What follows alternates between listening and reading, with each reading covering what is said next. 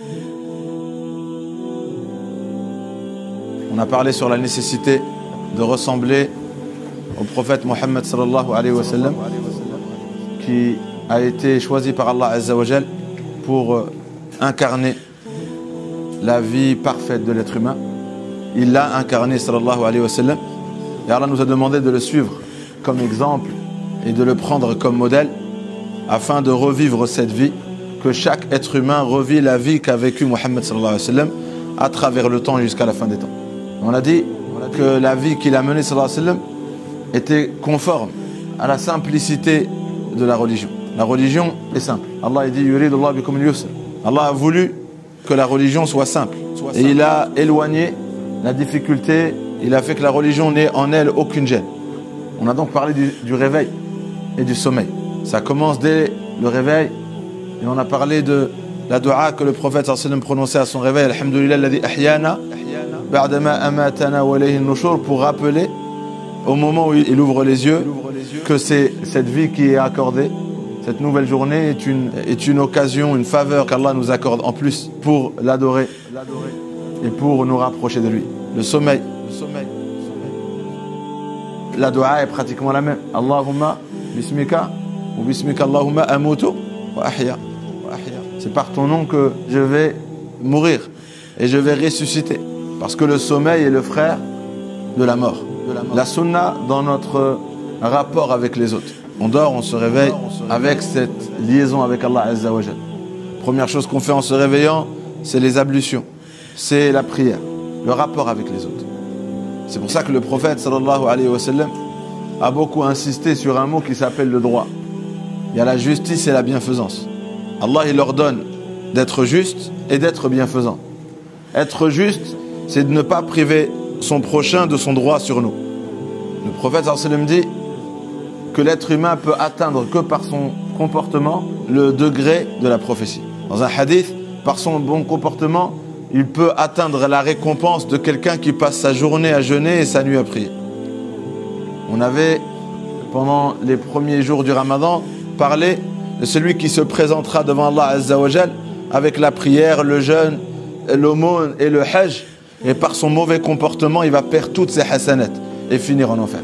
Donc le prophète sallallahu alayhi wa sallam a été ce modèle pour nous. Dans le rapport avec Dieu, quand il écoutait le Coran, quand il appelait Dieu dans les doigts, quand il méditait sur le sort de la Ummah, sur leur sort dans l'au-delà, il était pensif. Il était très souvent en larmes. Sallallahu alayhi wa sallam. Très souvent en larmes.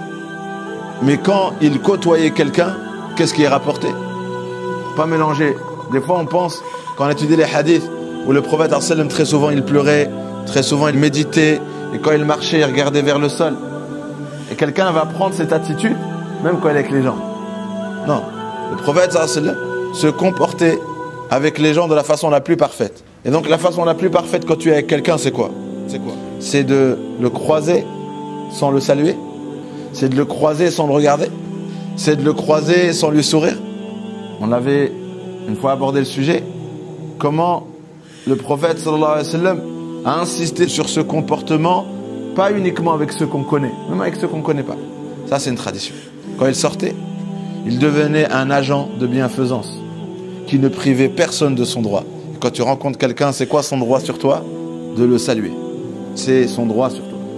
Quand tu dis assalamu alaikum, c'est pas si je veux, c'est mon droit. Tu n'as pas le droit de me croiser et pas me dire assalamu alaikum. Et ce qui est un geste en plus, c'est de rajouter wa rahmatullah et de rajouter wa barakatuhu. Ça, c'est, si tu veux, m'accorder en plus du salut, de la miséricorde et du pardon. Parce que assalamu alaikum, on me rappelle, c'est quoi? C'est une dua. On demande à Allah, qui est as-salam, d'accorder son salut. Et le salam, c'est quoi? C'est une protection. Salama, c'est une protection contre toute chose nuisible. En commençant par toi, tu lui dis voilà, salam alaikum. Tu es en paix déjà par rapport à moi. J'espère que tu seras en paix par rapport à toute autre chose.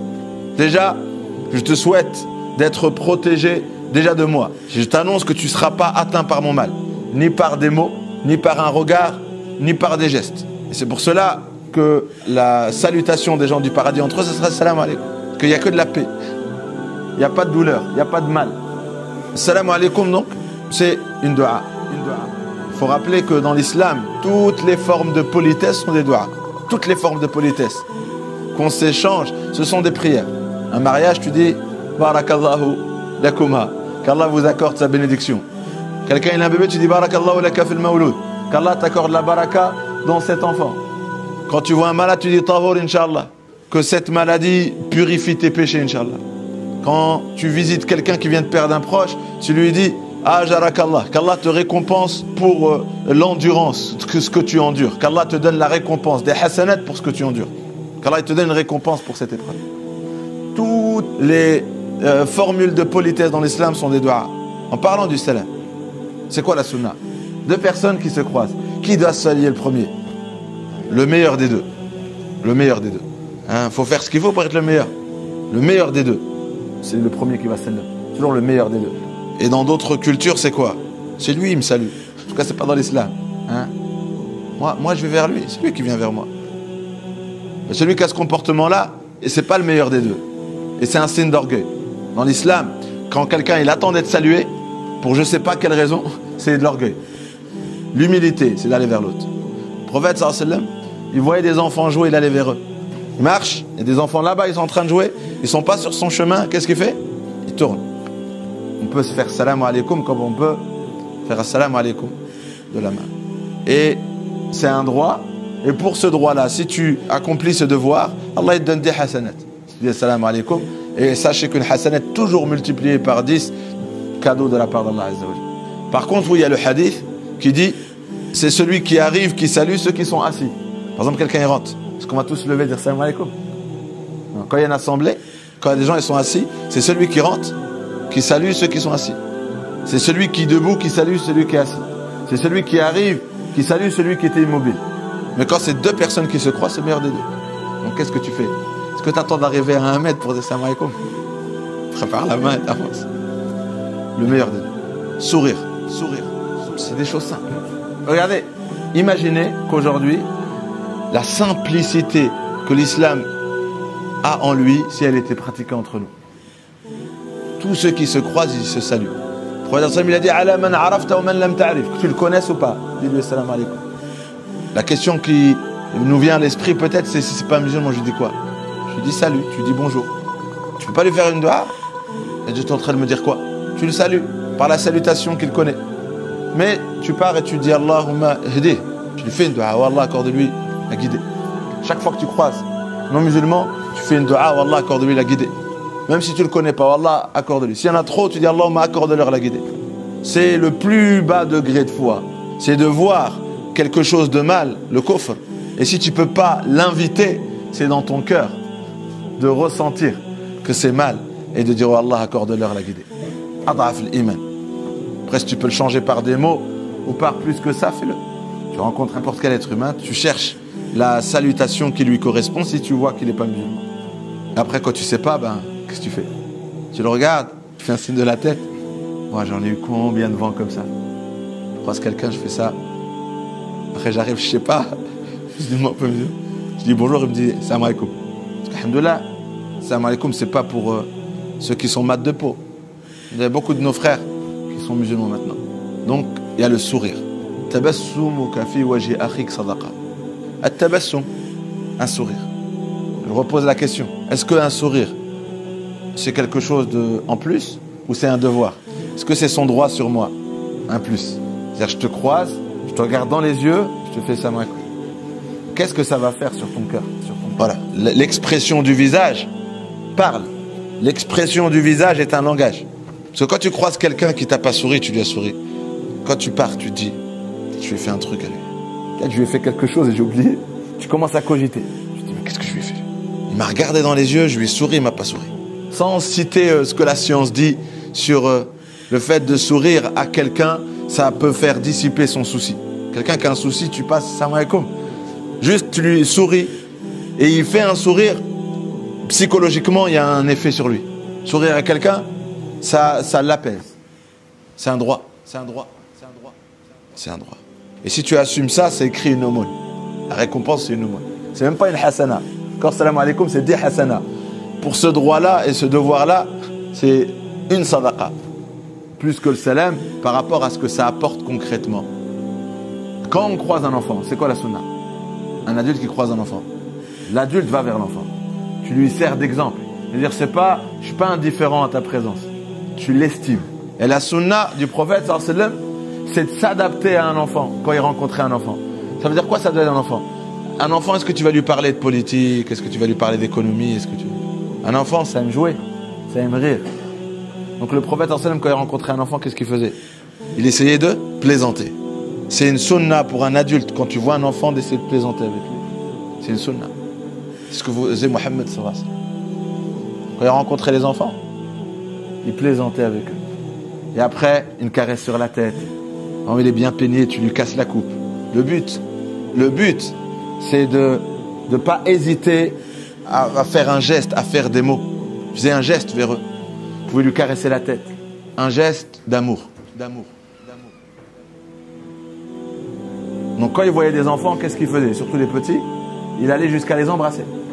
Il allait dire, ouais, tout le monde se fait la bise maintenant. Non, l'islam, salam alaikum. Quand tu vois un enfant, tu dis pas salam alaikum, tu l'embrasses. C'est une sunna. Le prophète, sallallahu alayhi wa sallam, quand il voyait des enfants, il les embrassait. Une fois, alors qu'il était dans la mosquée en train d'embrasser le Hassan et le Hussein, un homme qui le voit, il dit, moi, mes propres enfants, j'ai jamais embrassé. Comme si ça faisait pas mature, ça faisait pas dur, gros dur. Hein, tu embrasses un enfant, ça fait bisounours. Hein? Et subhanallah, il lui dit quoi?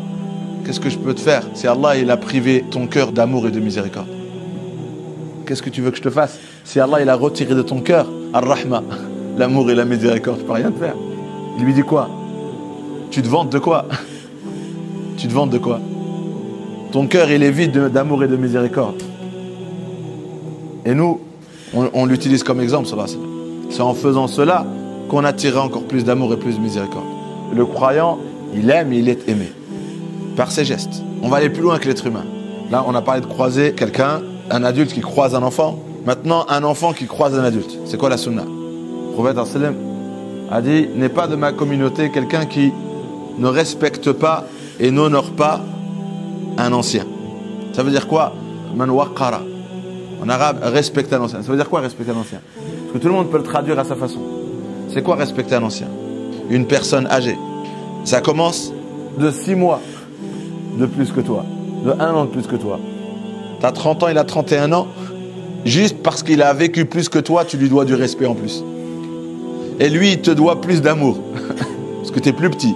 Je suis plus toi, 1 an, tu dois avoir plus de gestes de clémence envers moi. Et moi, je dois avoir plus de marques de respect envers toi. C'est quoi? La servitude. De lui proposer l'aide s'il est en train de faire quelque chose.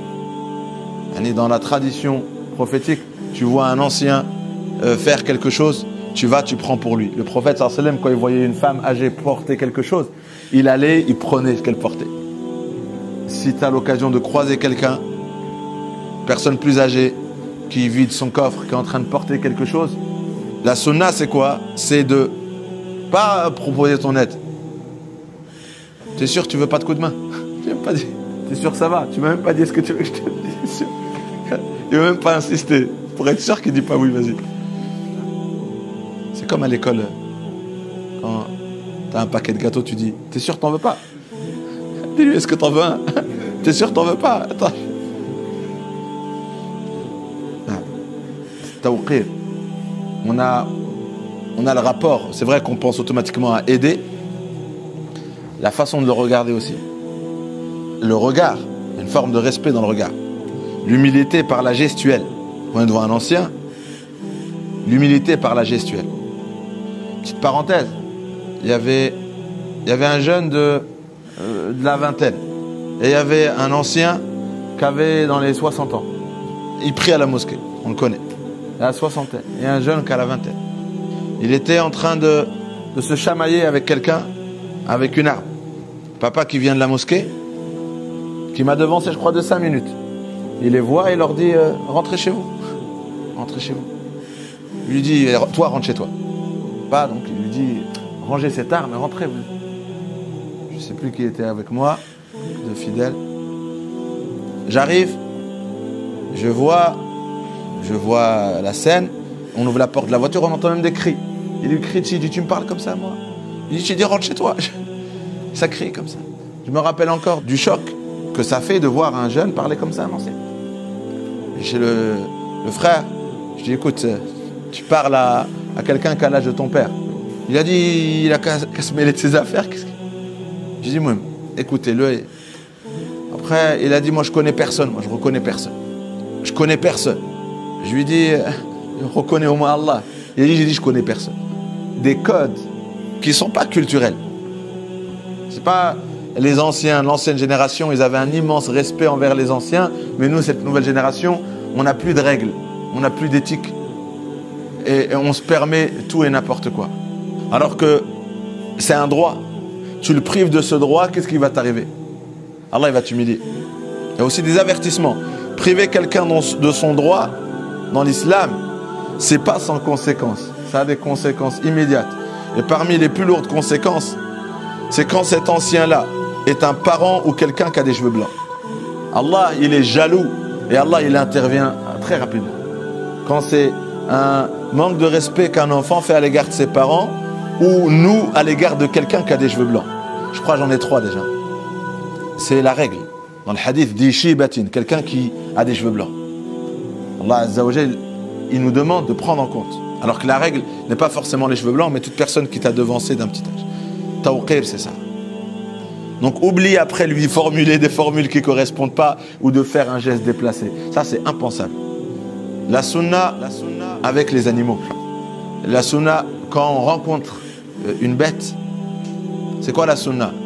C'est de ne pas lui porter atteinte, sans aucun droit. Par exemple, il a interdit de chasser si ce n'est pas dans le but de manger. Vous savez, pour jouer. Je fais un lance-pierre et je tire sur les oiseaux. C'est haram. C'est haram. Entraîne-toi avec une canette. Prends une canette et vise la canette. Mais l'oiseau, c'est... Allah, il a mis à ta disposition pour te nourrir. Rien d'autre. Allah, il l'a interdit. Comme le hadith de celle qui avait un chat qui ne l'a pas nourri, qui en est mort. Allah, il l'a puni. Parce qu'ils ont un droit sur nous, ces animaux. Même eux, ils ont un droit. Pas besoin d'associations pour nous le faire dire. Le prophète, sallallahu alayhi wa sallam, nous l'a enseigné. Une fois, il sort, il voit une poule qui était affolée, en colère. Le prophète, sallallahu alayhi wa sallam, il rentre, là où il y a les sahaba, il dit, qui a fait ça, cette poule? Man afja'aha. Qui l'a mis dans cet état? Après, un compagnon dit, moi, j'ai juste pris un poussin pour mon enfant. T'aimerais bien, toi, qu'on te prenne ton enfant? Juste pour jouer? Non, on ne joue pas. Tu lui rends. Quand on égorge le mouton, qu'est-ce qu'il a dit, sallallahu alayhi wa sallam? Allah, il aime la perfection dans toutes choses. Même quand vous devez égorger, là, tu vas le tuer. Aiguise ton couteau. Qu'elle ne ressente pas la douleur. C'est-à-dire, elle ne doit pas le voir et que ça aille très vite. Qu'elle n'ait pas le temps de ressentir le couteau. Elle ne doit pas le sentir. Donc, quand quelqu'un il fait 2-3 coups, c'est qu'elle l'a ressenti. Tellement aiguisé que ça doit être un coup. C'est halal d'égorger. Mais tu as été injuste envers cette bête en nature. Tu l'as fait souffrir. Il y en a qui égorgent une bête devant une autre. Ils l'effraient, ils la choquent. Ar-Rahma ma'al baha'im. Vous savez, une fois une chamelle, elle est venue chez le prophète sallallahu alayhi wa sallam se plaindre de son maître. Chamelle, c'est un miracle accordé au prophète Mohammed. Elle est venue se plaindre au prophète sallallahu alayhi wa sallam que son maître lui donnait trop de corvées et il la nourrissait pas assez. Après, il a dit craignez Allah avec ces bêtes. Après, il a dit il y a dans l'aumône que vous faites à toute bête ou tout être vivant une aumône. Il y a une aumône. Tu donnes à boire, tu t'occupes de cette bête. C'est une tradition prophétique. Et c'est ça le rahma. Et là on comprend